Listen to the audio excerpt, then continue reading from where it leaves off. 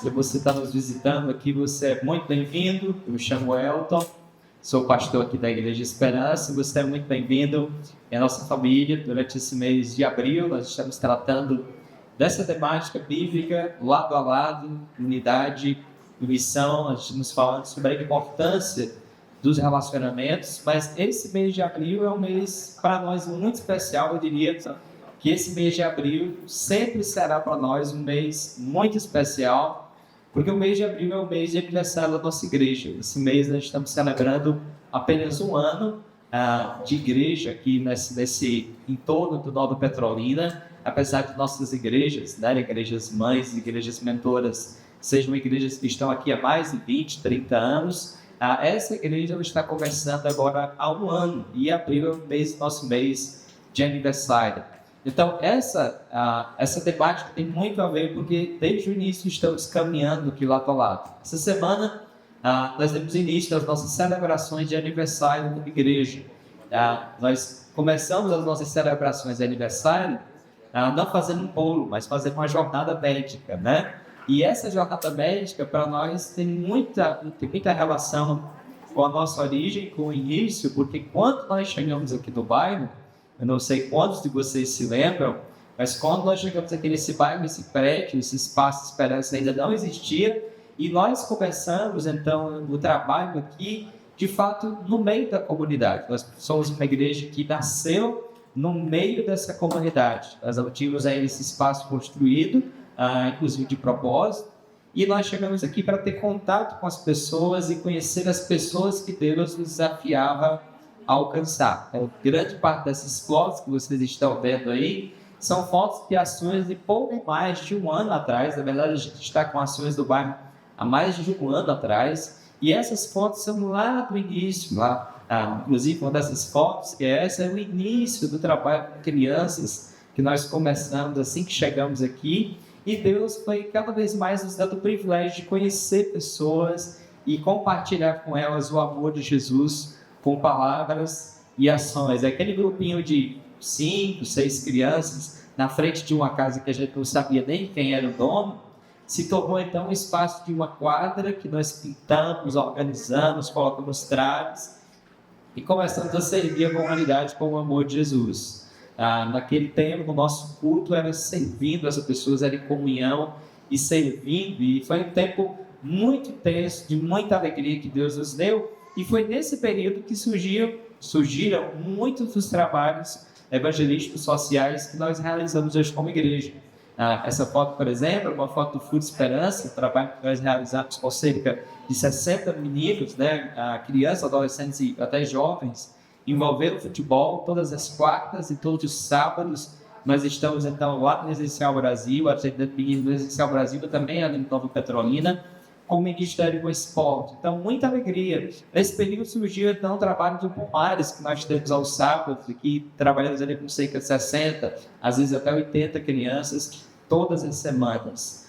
Por que eu estou dizendo isso? Porque isso é uma característica e é algo que a nossa igreja, desde o início, ela tem, e que a gente vai estar sempre lembrando para manter o nosso coração vibrando com isso. Nós desejamos e nós nascemos com o desejo de ser uma igreja que compartilha o amor de Jesus em palavras e ações. E essa semana, talvez você não entenda porque a gente fala tanto da jornada médica como é importante para nós, é porque a jornada médica, que foi a terceira essa semana, na verdade já teve outras edições, e as primeiras edições, inclusive, foram só nos bairros, né? A primeira que nós fizemos foi então no Residencial Nova Petrolina, no Residencial Brasil, do Pomares, e como a gente não tinha essa estrutura, só tinha atendimento odontológico. Essa terceira jornada, Deus nos abençoe, nós conseguimos trazer vários profissionais de outras áreas para atender e servir a comunidade. Então, essa semana, para nós, foi um motivo, para mim especialmente, foi um motivo de muita alegria, mas para a nossa igreja como um todo. Para mim,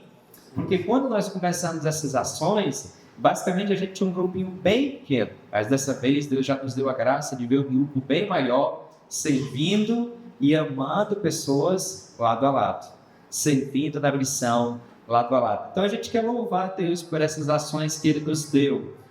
Essas fotos são fotos da jornada dessa semana, E ela, para nós, ela é muito emblemática, porque ela tem tudo a ver com a nossa temática. A nossa temática desse mês, desses domingos, tem sido lado a lado, unidade e missão. Pois bem, aqui você tem um retrato de uma igreja que está caminhando lado a lado, em unidade e em prol da missão. A glória é de Deus, mas vocês estão de parabéns. Então, eu queria dar uma salva de palmas para vocês. A Bíblia diz que Deus honra. Louvado seja Deus pela visão. Na verdade, tudo vem dele e tudo é para ele. Mas louvado seja Deus pela igreja que ele tem usado com a visão de caminhar em unidade na missão. Deus tem feito grandes coisas. Eu queria que você, nessa noite, pudesse já glorificar a Deus, porque Deus tem feito grandes coisas. Quando nós olhamos para um ano de trabalho, um ano de atuação, quando nós olhamos para rostos diferentes que têm chegado aqui, nós podemos vibrar e louvar a Deus, porque de fato, Deus tem feito muita coisa. Deus tem feito grandes coisas. Mas nessa noite, eu queria bater um ponto aqui e dizer, Deus tem feito grandes coisas. Mas eu queria enfatizar nessa noite outra coisa. Deus pode fazer infinitamente mais. Você crê nisso?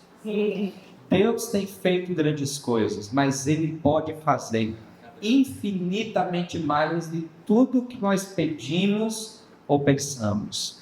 Eu vou além e eu digo que eu creio pela Escritura que todas as vezes que nós nos empenhamos, seja como família, como comunidade ou como pessoa, a nos dedicarmos na causa de Deus, na missão de Deus e fazer a vontade de Deus, o principal interessado em investir nisso e fazer com que isso dê certo é a pessoa do próprio Deus. E sem dúvida, tudo que Deus tem nos dado com muita graça e com muita luta é fruto desse desejo do coração de Deus de que pessoas e vidas sejam alcançadas. Deus pode fazer infinitamente mais. A jornada médica é apenas uma das ações que Deus tem nos desafiado como igreja a viver amando pessoas e levando pessoas para mais perto de Jesus. E algo me chamou a atenção essa semana, porque quando a jornada estava sendo ocorrendo, a TV Grande Rio veio aqui para divulgar a ação, para que mais pessoas pudessem saber e pudessem ser atendidas. E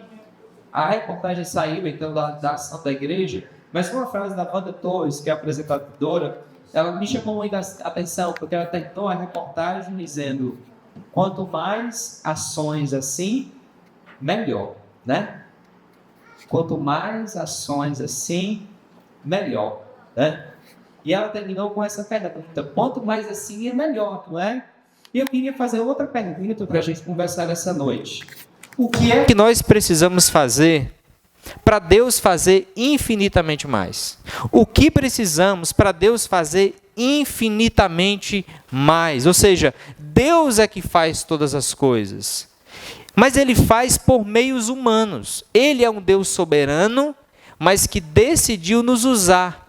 O que é que nós precisamos para fazer infinitamente mais? E aqui, eu quero lhe convidar a pensar em alguém que veio de maneira bem simples, nota bem aqui, alguém que veio de maneira bem simples, mas que fez infinitamente mais do que tudo que o mundo pensou ou imaginou.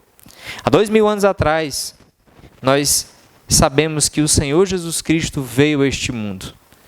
E Jesus foi tudo o que o judeu não imaginava. Jesus foi infinitamente mais. A vida de Jesus foi tão marcante, que a vida de Jesus influenciou homens. E esses homens influenciaram o mundo e fizeram infinitamente mais do que tudo que aqueles homens pensaram. Eu fico imaginando na glória Pedro vendo todas as ações que Deus fez nos séculos futuros da história da igreja, por meio daquele foguinho que veio ali com os discípulos, por meio de Jesus. Ou seja, Deus sempre pode fazer infinitamente mais do que nós imaginamos. E eu queria convidar você a, nessa tarde, abrir a sua Bíblia, ou ouvir a Bíblia, que eu irei ler, ou ligar o seu celular, porque nós vamos meditar em um texto de Mateus, capítulo 9, que fala justamente sobre esse desafio daquilo que nós precisamos ter ou fazer para que Deus faça infinitamente mais. E eu queria falar de 3 coisas que, olhando para Jesus, nós precisamos fazer ou ter para que nós possamos ver Deus fazendo infinitamente mais. 3 coisas. A primeira delas está bem aqui na tela e o texto vai aparecer aqui, você pode acompanhar a leitura aqui comigo. A primeira dela é que nós precisamos ver. Nós precisamos ver. Esse texto é um texto em que Jesus está com seus discípulos e ele está caminhando com seus discípulos no meio das pessoas, no meio da cidade, e olha o que diz o texto, Mateus capítulo 9, diz assim: Jesus andava por todas as cidades e todos os povoados da região, ensinando nas sinagogas, anunciando as boas novas do reino e curando todo tipo de enfermidade e doença. Quando viu as multidões, teve compaixão delas, pois estavam confusas e desamparadas, como ovelhas sem pastor. Disse aos discípulos: a colheita é grande, mas os trabalhadores são poucos. Orem ao Senhor da colheita, peçam que Ele envie mais trabalhadores para os seus campos. Eu queria destacar que Jesus... Perdão, não estava aparecendo, né? Perdão. Mas eu queria que você notasse esse texto e percebesse que quando Jesus ele está andando, diz o texto que ele estava andando por todas as cidades e todos os povoados, diz o texto uma coisa até bem simples, que ele viu as multidões. É muito interessante porque, embora Jesus tenha sido o homem mais eloquente, o homem mais estudado, o homem mais hábil para escrever livros, para produzir teologia, Jesus decidiu viver no meio das pessoas. De maneira intencional, Jesus foi até as pessoas. E diz o texto que ele viu as multidões, ele percebeu as multidões. E nota uma coisa importante, porque nós não temos a condição de ajudar quem a gente não sabe que precisa de ajuda. Concorda? Nós não temos condições de abençoar alguém que nós não sabemos se está precisando de uma bênção, de uma palavra de encorajamento, de uma exortação. Tem até uma frase bem conhecida, que o que os olhos não veem, o coração não sente, porque se os seus olhos não verem a necessidade, você não vai conseguir suprir a necessidade. E Jesus ele não cometeu esse erro, porque diz o texto que Jesus andava pelas ruas, pelas vilas, pelas cidades, pelos povoados, e ele andava vendo. Muito interessante isso, porque Jesus tinha um olhar que percebia as pessoas e que conhecia a realidade delas no contexto em que elas estavam inseridas. Quando nós pensamos numa igreja que quer servir a sua cidade, quando nós pensamos num discípulo de Jesus que quer alcançar pessoas para Jesus, o primeiro requisito de um discípulo de Jesus que quer ser instrumento de Deus para alcançar pessoas é que esse discípulo de Jesus ele precisa ver pessoas. Ele precisa prestar atenção naquilo que Deus está prestando atenção em vidas, em pessoas. Nós precisamos ter um coração aberto e um entendimento da importância disso, da importância que temos de ver pessoas, de olhar pessoas. E é interessante isso, porque à medida que você vê pessoas, você descobre as necessidades delas. À medida que você se isola de pessoas, você só vê as suas próprias necessidades. Deixa eu fazer uma pergunta. Quais são as necessidades da sua igreja que você tem visto e Deus tem lhe chamado para suprir? Você tem visto a necessidade da sua igreja, dos seus irmãos? Deus nos colocou aqui nesse bairro Nesse entorno aqui tem muita gente. É aqui que Deus nos colocou. E nos colocou espalhados por essa cidade. Mas Deus também nos colocou aqui. Você tem visto as necessidades desse bairro? Você tem visto de perto? É muito interessante, porque à medida que nós vemos, Deus desperta o nosso coração. Alguns aqui já tiveram o privilégio de participar de uma conhecida viagem missionária. E o que é uma viagem missionária? Viagem missionária é um grupo que se reúne e vai fazer uma visita a um campo, a outro lugar. Alguns aqui, inclusive, já foram para Moçambique, a África, aquele lugar bem carente. E quando você vai, então, lá para o contexto de Moçambique, lá para o contexto da África, e você vê, você diz, meu Deus, quanta necessidade. E uma vez aconteceu de um grupo ir para lá, e o grupo levou um bocado de coisa, levou Bíblia, levou remédio, e esse grupo que foi com a mala cheia, voltou sem mala. Porque de tanto ver necessidade, decidiram entregar e dar tudo, mas só responderam, só agiram, porque primeiro viram. Os olhos direcionam muita coisa. À medida que nós conhecemos uma comunidade, que nós conhecemos irmãos, nós temos o privilégio de ver e ser sensível. Então, nota uma coisa, na caminhada lado a lado, nós precisamos ver. Só passar de largo não adianta. A gente precisa enxergar e perceber quais são as necessidades das pessoas, sejam elas da comunidade da igreja local, seja de uma comunidade dos bairros, seja do nosso pequeno grupo. Como é que está no seu pequeno grupo? Como é que você está lá vibrando? Você está envolvido? Você está lá caminhando de fato com compromisso com pessoas toda semana e você está lá vendo, mas se você não estiver lá, você não vê. E aí o pequeno grupo para você não vai fazer tanto sentido porque você não está vendo. Se você não está nem vendo, quanto mais sentindo. Tem gente que diz, não, pequeno grupo para mim, claro, você não está lá, você não está envolvido. Você não está caminhando lado a lado, você não está nem vendo, quanto mais que os olhos não vê, o coração não sente. Primeiro tem que entrar pelos olhos para descer para o coração. Primeiro Deus nos desperta pelo olhar, e foi assim com Jesus. Não foi à toa, queridos, que Jesus pegou 12 discípulos e não levou eles para um seminário. Jesus pegou 12 discípulos e levou para o meio das pessoas, para eles verem a necessidade do cuidar de vidas na realidade, no vida na vida. Ver é tão importante, conhecer é tão importante.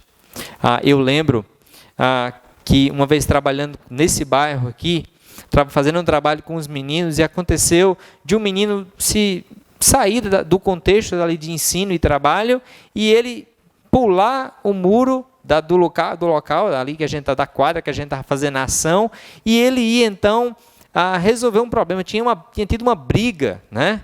E aquele menino saiu da programação que a gente estava organizando e foi lá resolver o problema da briga, e muitas pessoas foram. Você sabe, né? Quando tem uma briga, parece que atrai pessoas, né? E aquele menino foi, depois ele voltou, e eu rapidamente fui lá e disse, cara, o que está acontecendo? A gente está fazendo a programação aqui, você faz parte e sai assim, não pode, tem que ficar aqui. Ele disse, pastor, era minha irmã que estava brigando ali de faca. E eu disse, cara, me perdoe, você fez certo, você tinha que ir mesmo. Você nota?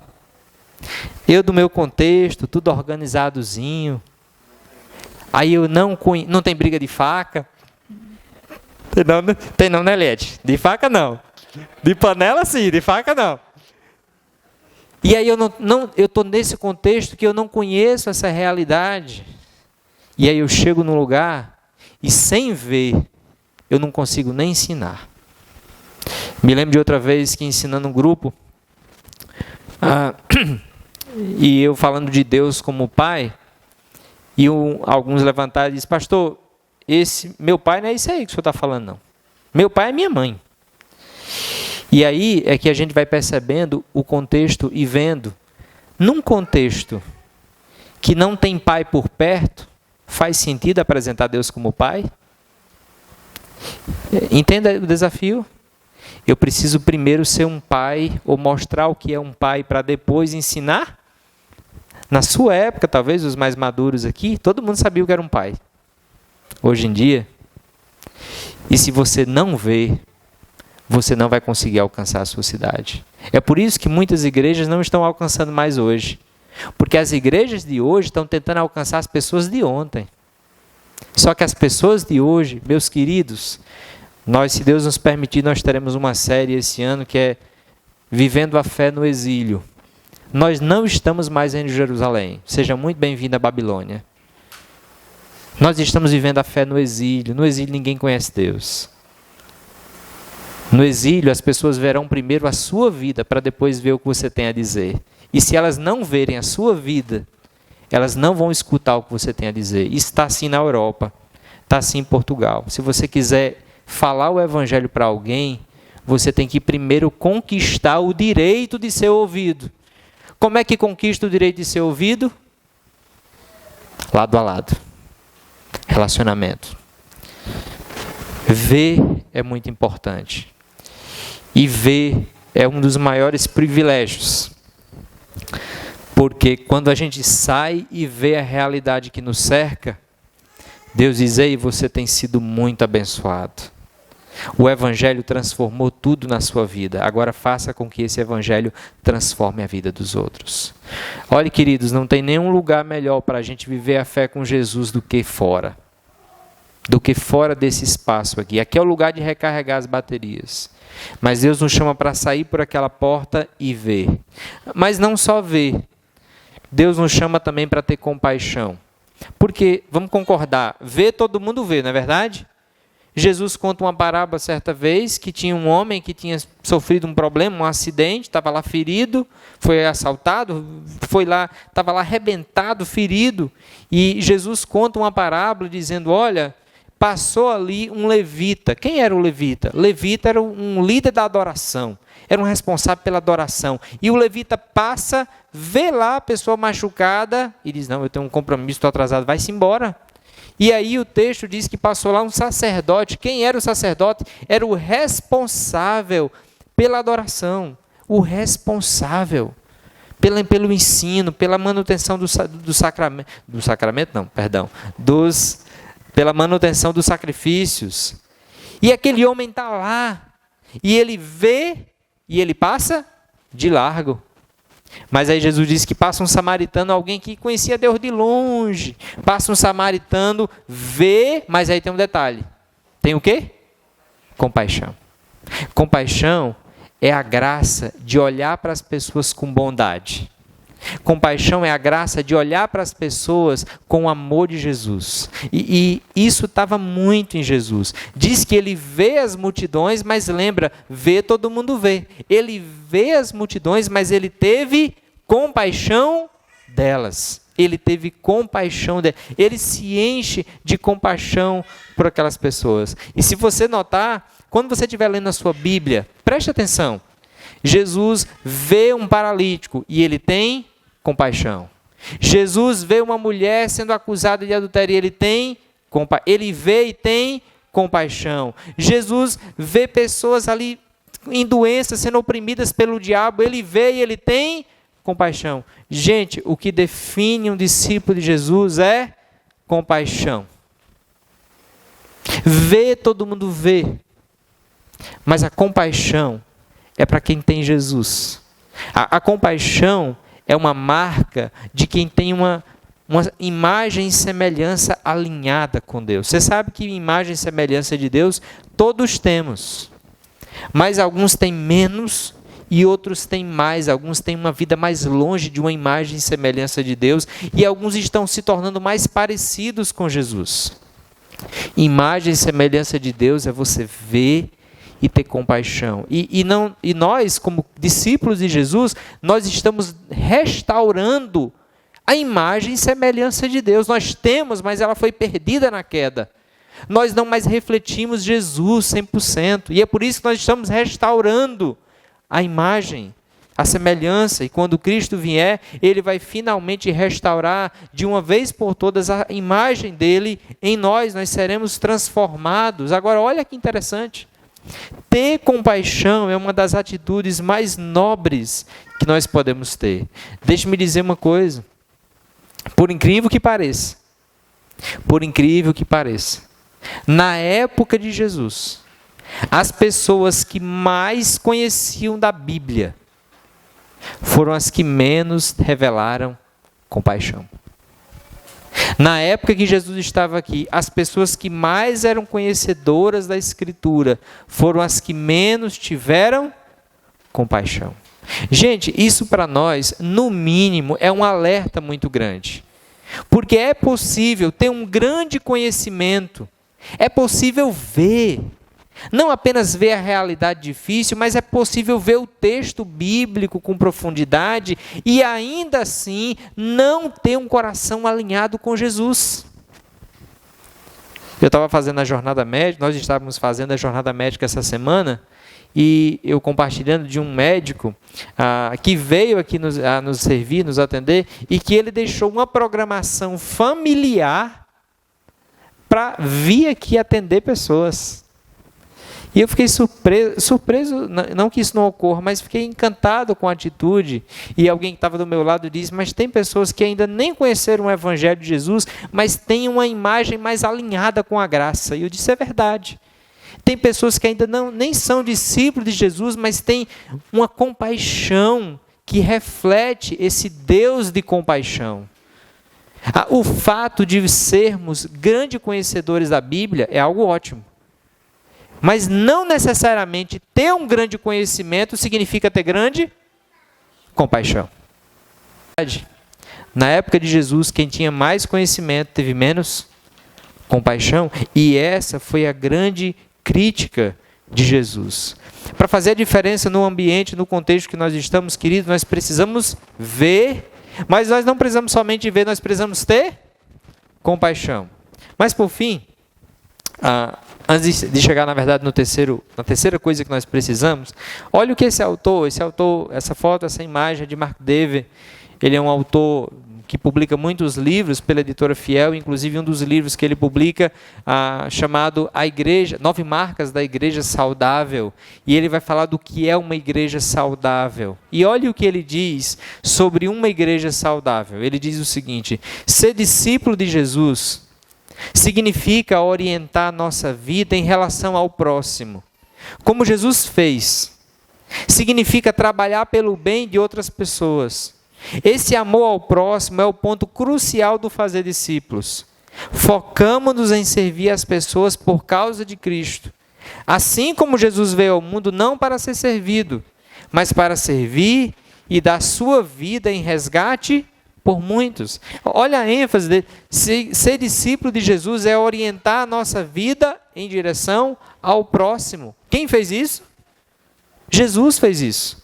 Jesus orientou a sua vida com compaixão na direção do próximo. E compaixão significa você ser movido por uma paixão pela glória de Deus, pela misericórdia, pela bondade, que lhe leva a agir, que lhe leva a fazer coisas para o bem das pessoas e para a glória de Deus. Então nota, Jesus está no campo com seus discípulos, e aí Jesus está dizendo, olha, vê, ter compaixão, e trabalhar. Parece que não é trabalhar, né? No texto você não vai encontrar mandando trabalhar. Pelo contrário, no texto vai aparecer a ordem, ou pelo menos a instrução, para orar por trabalhadores. Olha o que Jesus diz nessa parte. Quando viu as multidões, teve compaixão delas, pois estavam confusas e desamparadas, como ovelhas sem pastor. Disse aos discípulos, a colheita é grande, mas os trabalhadores são poucos. Orem ao Senhor da colheita, peçam que Ele envie mais trabalhadores para seus campos. De fato, Jesus vai ensinar que a gente deve orar. Mas pare e olhe um pouquinho o contexto. E imagine o seguinte, Jesus está começando o seu ministério. Ele chamou 12 homens. Esses 12 homens estão com ele. E ele leva esses 12 homens para o meio de pessoas que tinham necessidades do evangelho e que tinham necessidades físicas. E Jesus diz, vejam aí, me enche o coração de compaixão. E vocês? Aí certamente eles devem ter dito, Senhor, a nós também. Pois é, aí Jesus deve ter dito, olhe o tanto de pessoas. Agora olhem para nós. Os trabalhadores são poucos. A colheita é muito grande. Então, nós vamos trabalhando. Mas enquanto a gente trabalha, nós precisamos orar para que tenham mais trabalhadores. Mas nota, quem Jesus está mandando orar por trabalhadores? Quem é que está recebendo a ordem de orar para que venham mais trabalhadores? Quem é? São os próprios trabalhadores. São pessoas que estão trabalhando e que percebem, rapaz, a gente não vai dar conta desse trabalho aqui não. Ei, Deus, manda reforço, Senhor, porque aqui a gente não consegue não. Senhor, manda reforço, manda reforço. Nota que Jesus enfatiza, envie mais trabalhadores. Não é, Senhor, manda mais obreiros. Não, Senhor, manda mais. Eu diria que você deve ter cuidado para não estar orando por mais trabalhadores se você mesmo não é um trabalhador. Porque Jesus fez justamente isso com os discípulos. Ele, se você ler o texto de Mateus capítulo 9, você vai perceber que Jesus chamou os discípulos, levou para o campo, mostrou a necessidade, disse, vamos orar por mais? Vamos. Aí logo em seguida ele diz, pois agora vão vocês. Vão por todos os lugares, curem, ensinem, amem as pessoas. Jesus manda os trabalhadores trabalharem e manda os trabalhadores trabalhando perceber a necessidade do campo e pedir por mais trabalhadores. Você conhece a oração de Isaías? Senhor, eis-me aqui, envia-me a mim. Mas você conhece a oração de alguns crentes? Senhor, eis-me aqui, manda ele ali. E esse é um grande problema. Orar e dizer, Senhor, manda mais obreiros, Senhor. E você? E eu? E nós? Jesus não manda a gente pedir por trabalhadores, ele manda a gente pedir por mais trabalhadores. E deixa eu dizer uma coisa. Quando Jesus ensinou isso, ele olhou para 12 homens. Olha aí para trás. Eu estou olhando para quase 100. Já não são poucos discípulos. Já não são poucos discípulos. Mas muitas vezes são poucos trabalhadores. Agora, na época de Jesus, quem era um discípulo também era um trabalhador. Na época de Jesus, um discípulo estava no meio de pessoas que queriam alcançar. E na nossa época, a gente tem que entender que ser um discípulo é ser um trabalhador do reino. Sabe a frase da apresentadora do GR? Ações como essa sempre é quanto mais, melhor, né? Pois bem, olha o tanto de gente, olha o tanto de ações que Deus pode fazer e o clamor de Jesus continua hoje. Nós precisamos de mais trabalhadores. O reino de Deus não é sobre espectadores. O reino de Deus é sobre trabalhadores. O grande desafio de um discípulo de Jesus é entender como ele pode trabalhar para que o reino de Deus avance. Nota, Jesus fez isso. Ele viu, ele teve compaixão e ele trabalhou. E ele não deu conta do serviço. Ele disse, vamos orar por mais. Mas eles estavam trabalhando. E assim deve ser a igreja. Nós estamos vendo, caminhando no meio das pessoas, no meio da igreja, no meio dentro e fora, porque o alvo é levar todos para Jesus. Nós estamos vendo uns aos outros, percebendo as necessidades, cuidando uns dos outros, encorajando, vendo, tendo compaixão, trabalhando e dizendo, Senhor, manda mais obreiros, Senhor, manda mais pessoas. Mas quando essas pessoas chegarem, elas vão ver o exemplo de quem? A gente está dizendo, Senhor, manda mais gente para trabalhar. Aí Deus converte. Quem elas verão? Note, igreja. Somente uma igreja de servos produz servos. Somente uma igreja missionária produz missionários. Somente uma igreja que vive a missão vai produzir pessoas que vivem a missão. Tudo começa com os que já estão. Na vida de Jesus, tudo começou com quem? Com Jesus. E deu sequência com quem? Com os discípulos. E com os formadores dos discípulos. Tudo começa com a liderança. A gente aprendeu na semana passada que liderança é serviço, liderança é exemplo. E aqui Jesus nos dá essa grande dica. Quer produzir mais? Quer ver Deus fazer infinitamente mais? Faça como Jesus. Veja, se compadeça e haja. Trabalhe, tenha ação. Essas três coisas, elas são um círculo contínuo. Nós precisamos, no lugar que você está, aqui nesse bairro, aqui no seu pequeno grupo, na sua igreja, no seu trabalho, você tem como discípulo de Jesus, você é enviado e você está o tempo todo vendo, ou pelo menos deve estar vendo, se compadecendo e agindo. Essa semana eu estava lendo o livro de Filemon. O livro de Filemon é uma carta que Paulo escreve para falar de um escravo que fugiu e que Filemon tinha esse escravo. E é muito interessante, eu não vou entrar em detalhes da carta, mas nota uma coisa, quando Paulo escreve, ele diz que agora aquele escravo não era só um escravo, era um irmão em Cristo. E eu achei muito interessante porque Paulo não cria uma dicotomia da minha vida na igreja, da minha vida em casa, da minha vida no trabalho. Eu estou na missão de Deus em todo lugar, deveria, no trabalho, em casa, em todo lugar. Quando Jesus entra na minha vida, toda a missão de Deus agora faz parte de tudo. Meu trabalho não deveria estar ausente disso.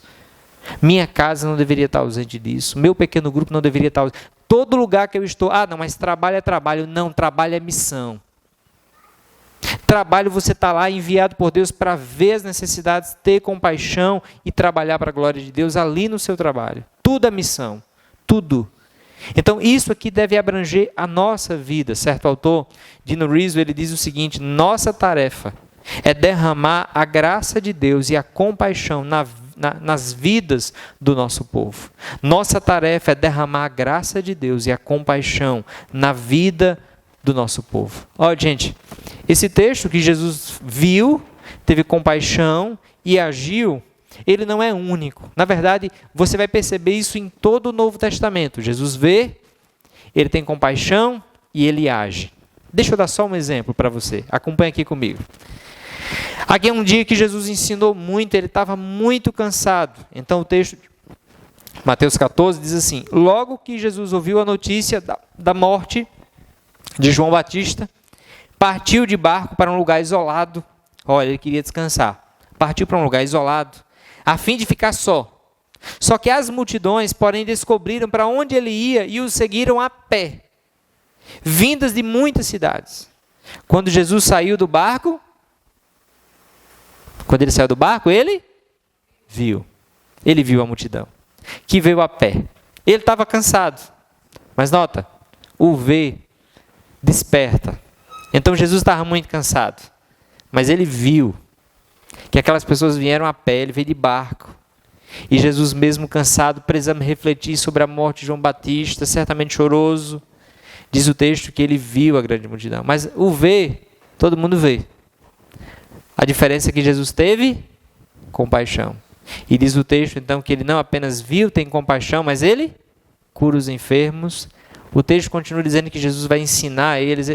Eu queria abrir um parêntese para dizer que às vezes nós fazemos igreja muito respondendo aos problemas atuais.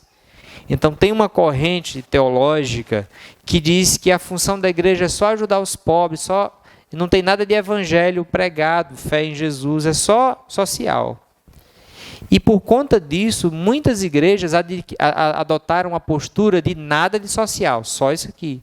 A gente não precisa ter esse problema, porque Jesus não teve esse problema. O evangelho é a pregação de que Jesus Cristo veio, ele morreu pelo nosso pecado para nos salvar dele. Essa é a mensagem do evangelho. E que todo o que crê em Cristo tem perdão dos pecados e a garantia de uma vida eterna com Deus. Essa é a mensagem do evangelho. E essa mensagem, ela transforma o nosso presente e o nosso futuro. A gente não precisa ter problema com isso, de pregar o evangelho e cuidar de pessoas, porque era justamente isso que Jesus fazia. Ele não tinha problema com isso. Ele ajudava as pessoas e ele ministrava as pessoas. Aquelas pessoas ficaram ali, e olha o que diz o texto: ao entardecer, os discípulos foram até ele e disseram: este lugar é isolado e já está ficando tarde, mande as multidões embora para que possam ir aos povoados e comprar comida. Nota, os discípulos viram: esse povo está há muito tempo aqui, estão com fome, não posso fazer nada. Ei, Jesus, manda esse povo embora. E aí Jesus vai intervir, e Jesus vai dizer: não tem necessidade, disse Jesus, provem de si vocês mesmos alimento para eles. Então nota, Jesus vê, ele tem compaixão, e ele instiga os seus discípulos: vamos pensar um pouco mais, vamos pensar um pouco mais, o que é que vocês têm aí? E eles responderam: temos apenas 5 pães e 2 peixes. E Jesus diz: traga para cá. E aí Jesus ora e multiplica aquele alimento. Eu vejo esse texto, Jesus ensinando os seus discípulos a insistir. Sabe, às vezes a gente acha que a gente não tem condição de ajudar outro. Precisa de mais. Mas Deus quer usar o que a gente tem. Deus quer usar as suas habilidades. Deus não vai usar o que você não tem. Mas Deus quer usar o que você tem. E usando o que você tem, olha, tão pouquinho. Só que minha mãe dizia que o pouco com Deus é muito. E Jesus também disse que está aqui a prova. Ele multiplicou. Não está na Bíblia, mas como diz alguns, deveria estar, né? Brincadeira. Nota que interessante, porque Jesus de fato usa o pouco. Ele usa o que nós temos. Ele usa as coisas simples para promover algo grandioso. Gente, caminhando aqui para o final, eu queria dizer que a igreja é o maior agente de mudança de uma cidade. A igreja sempre foi. Tem um livro, é uma pena que ele está esgotado, mas vale a pena você... Está tão esgotado que em sebo ele está custando R$300. E se Jesus não tivesse nascido? É o título do livro. E esse livro vai mostrar como a humanidade, especialmente depois da vinda de Jesus, foi impactada pelos ensinos e pela vida de Jesus. Tudo que nós temos hoje, fazemos, de estudo, a faculdade, as questões científicas, tudo foi movido pela obra, pela vida, pelo ministério de Cristo Jesus. Tudo isso foi movido por Ele. Então, quando nós pensamos em Jesus, nós pensamos em alguém que usa a sua igreja para transformar uma cidade, para transformar vidas. E olha o que 2 autores muito conhecidos, Timothy Keller e D.A. Carson, eles dizem. A igreja, falando da igreja, eles dizem: a igreja é o mais estratégico corpo de pessoas sobre a face do planeta. Por meio do seu ministério, vastas extensões da humanidade são resgatadas do mal e tiradas do desespero. E por sua voz, nova vida é proclamada a civilizações inteiras. É uma associação de pessoas que pulsam com a glória de Deus, que querem ver a glória de Deus sendo alcançada. Então deixa eu dizer uma coisa para vocês. Deus pode fazer infinitamente mais. Quem Ele vai usar? O seu povo, a sua igreja, a sua vida. Então nota que Deus pode, e Ele faz, Ele usa igrejas que têm visão, que veem, que têm compaixão e que têm disponibilidade para servir a Jesus, para impactar uma cidade. Gente, quando Jesus veio aqui, Ele viveu no meio de pessoas e Ele morreu por pessoas. A mensagem sublime do Evangelho é que um Deus glorioso, que não precisava de nada e nem de ninguém, Ele deixou a glória, Ele deixou o céu e Ele veio aqui e Ele viveu no meio de pessoas. Olhe, o Deus que não precisava caminhar lado a lado, decidiu vir e caminhar lado a lado. Esse Jesus humano, Deus homem, que morreu na cruz, impactou a nossa vida, impactou a vida dos discípulos. E sabe, gente, quanto mais a gente caminha com Jesus e conhece Jesus, mais a gente precisa ver como Ele vê, sentir como Ele sente, compaixão, e agir como Ele age. Eu gostei de uma frase que eu li essa semana, que diz o seguinte: Pessoas agraciadas fazem o quê? Agraciam pessoas. Pessoas curadas curam pessoas. Pessoas perdoadas perdoam pessoas. Pessoas amadas amam pessoas. Pessoas aceitas aceitam pessoas. Mas a referência nossa para amor, para perdão, para graça, está tudo em quem? Em Cristo. Então, se nós queremos ser uma igreja na cidade e para a cidade, nós precisamos olhar para Cristo. Na verdade, aqui não é nada novo.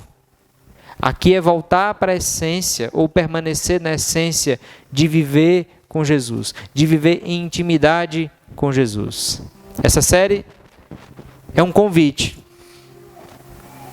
para unir forças, para deixar de lado distrações e focar naquilo que importa. A irmã Alice disse aqui nessa noite uma verdade muito importante que a gente se esquece muitas vezes, que é a verdade que em breve nós estaremos com Jesus. E naquele dia, o que vai importar é olhar para trás e dizer: obrigado porque eu pensei, eu vi como o Senhor viu, eu senti como o Senhor sentiu e eu trabalhei pelo Senhor. É só isso que vai importar. O resto vai ser detalhe, mas o alvo de todo discípulo de Jesus que vale a pena é esse.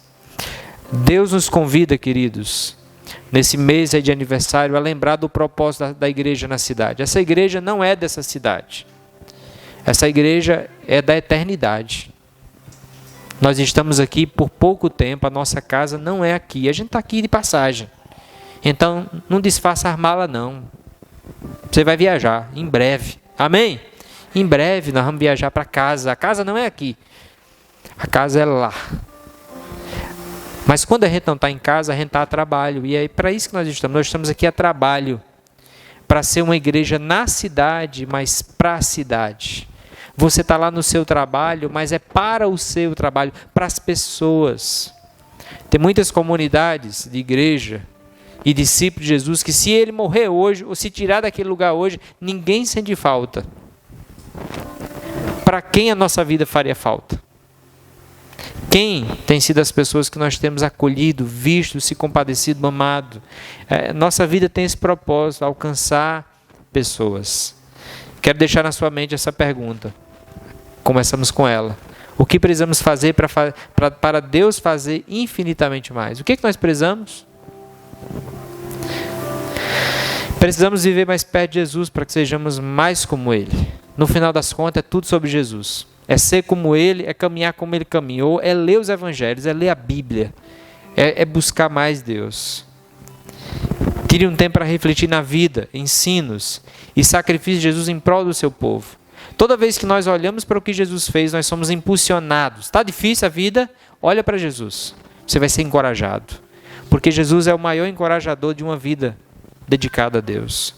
E por fim, de maneira bem prática, não adianta ver, não adianta só ouvir. Saia daqui hoje comprometido a ver maneiras práticas de como você pode impactar pessoas à sua volta e demonstrar a elas o amor de Jesus em palavras e ações. Pense no seu trabalho. Pense no seu âmbito familiar. Pensa aqui nesse bairro. Tem gente trabalhando aqui nesse bairro. Pensa nesse bairro, pensa na sua igreja. Como é que você pode encorajar seus irmãos num pequeno grupo? Se comprometa, meu querido. Caminhe com pessoas como Jesus caminhou. Olha, gente, uma coisa que muito me admira em Jesus é que ninguém cria tanto na eleição como Jesus. Mas ninguém trabalhou mais do que ele. Cria na eleição, mas trabalhou mais do que todos. Me impacta olhar que Jesus foi quem mais orou. Um homem de oração, Jesus, um homem de oração, mas ninguém trabalhou mais do que ele.